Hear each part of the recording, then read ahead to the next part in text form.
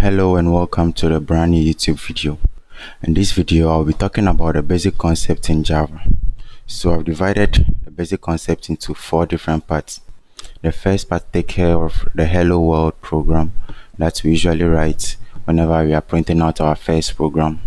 Then from there we move on to comments and escape sequence. The second part will be talking about variables and strings. The third part will be about getting user inputs, and finally we move to operators and decrement and increment operators in Java. Now after this concept in Java, we will move on to take a question to improve our skills. And here is the question.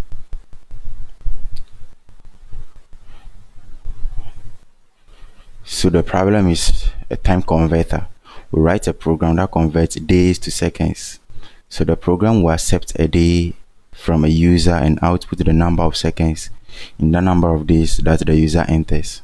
So for example, if the user enters 12, which is literally 12 days, the output will be 1,036,800 seconds. So these are the number of seconds that we have in 12 days. So make sure you watch the video from the first part to the fourth part before you will be able to write this program. And if you are able to make a success, you can leave your solution in the comment section, or you send it to me directly on WhatsApp and I'll respond to you as soon as possible. So I'll be dropping my WhatsApp link inside the description section, and check it out to chat with me. If you face any difficulties or any problem, you can let me also know, or you can drop it in the comment section. So let's get started.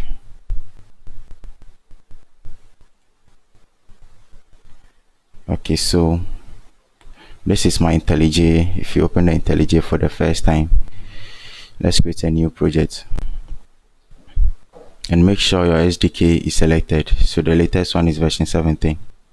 Then we go to next. Now let's give the project a name. So let's name it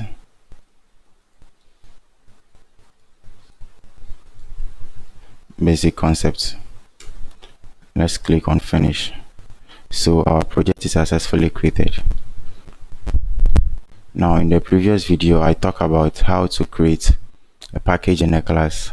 I will quickly do that here.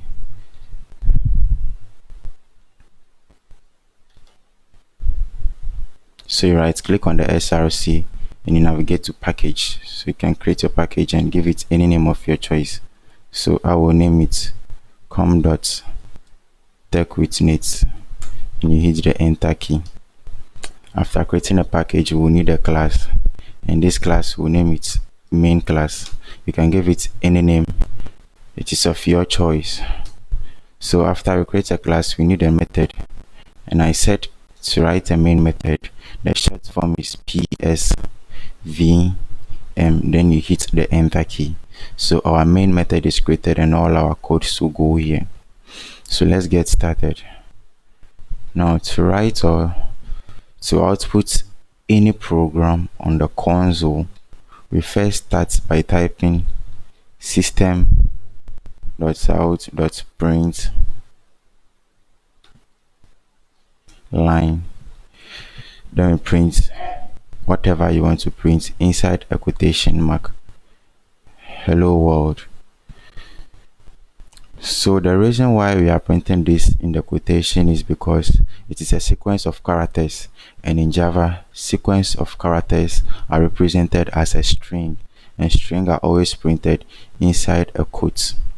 So we start by typing system.out.println hello world, and to output this program, you click here to run the method. So when you run the main method, your project starts building below here. So after a successful build, there is an output which is hello world. Now there is another shortcut to write the system.out.print to avoid typing so long and maybe ending up making a mistake. So this shortcut is SOUT, which is the first characters of each letter. System out print. So system out, and you hit enter and it gives you this. So we can say I love programming or I love coding, whichever way. Now let's hit on running. Our program is successfully compiled. Now the next thing we'll talk about now is the print statement and the print line statement. This one is a print line statement. So you can see after running the hello world, our live programming comes on a new line. What if we want it to be on the same line with this one? There is another way to do that. So in this case, we use the print statement instead of the print line statement.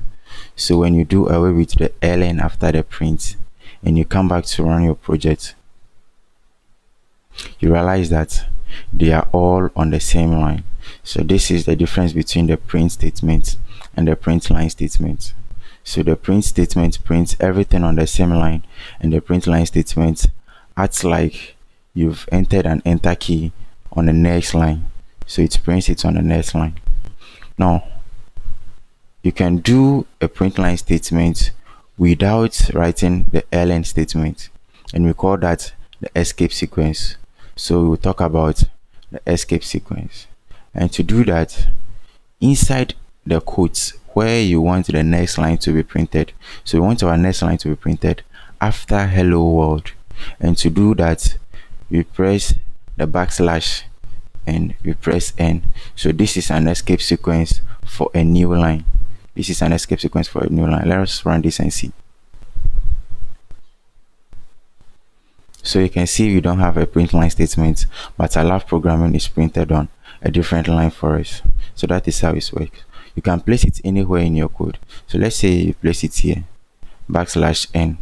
When you run this program, it says hello, then the word comes below that, then our live programming is on the same line, simply because there is no ln here, so it prints it on the same line as the first one. So this is the first escape sequence we'll talk about. So let's place this here. Now the next escape sequence that we'll talk about is a tab. Now you might want to tab your code at certain points in time, but you don't have to press the tab key to keep your program like this. It looks unprofessional and it gives it a bad look. But if you want to do that, we have a short form to do it, which is also an escape sequence, and it is done using the same backslash, but this time around we'll use t. Backslash t is responsible for printing a new tab. So let's run our program and see.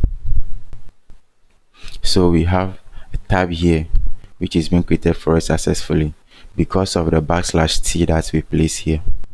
Now let's move to the next escape sequence. So let's type system.out.println I love Java. Now let's say you want to print I love Java in a quotes. Already place it in a quote, but when you run your project you see that there's nothing in a quotes here, but we want to print I love Java in a quote. What do we do then? Let's try bringing the quotes and see. So if you bring the quotes, you see that we run into an error, simply because Java understands this, that the first quote is taking a string and this quote here is also taking a string. So what is in here is invalid, but we want to type that thing inside the quotes. So what do we do? Let's clean the quotes first. So to do so, we bring the backslash and the quotation, then we come here to the end, we bring the backslash again and the quotation. So now let's run our project and see. So we have successfully run I love Java in a new quote without any error. Now the last escape sequence we'll talk about is printing the backslash itself.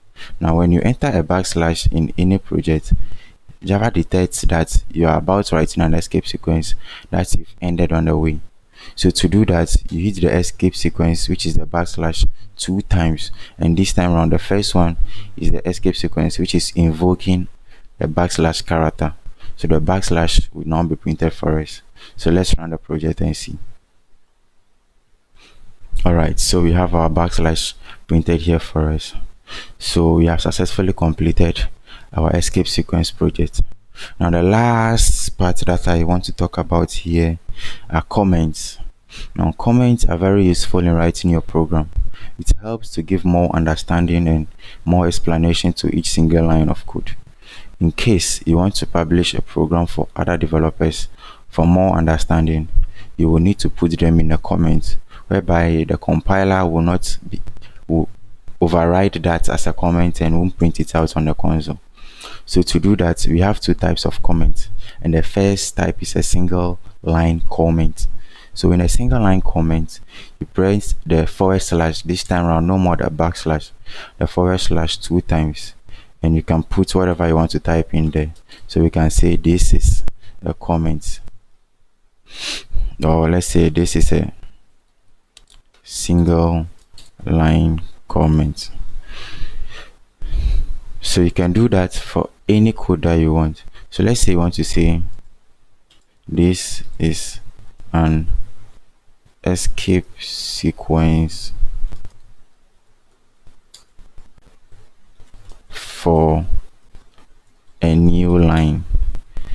Then you can say this is an escape sequence for tabbing. I don't know if this word exists. Well, it's not underlined, so it means it exists. So you can do so for other ones as well.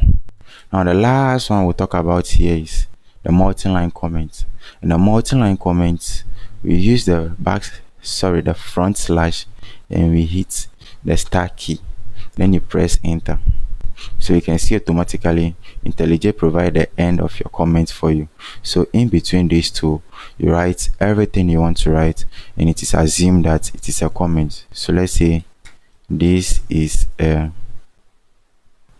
multi-line comment. So we have successfully written a multi-line comment in Java. Now let's run our program and see if any of these comments will be printed down here in our console. So we still have our main items running, and the comments are being ignored by the compiler. So the use of the comments is simply to give a clear understanding to your code and to make it more organized for others to understand, and maybe for you yourself to understand whenever you come back to continue your project.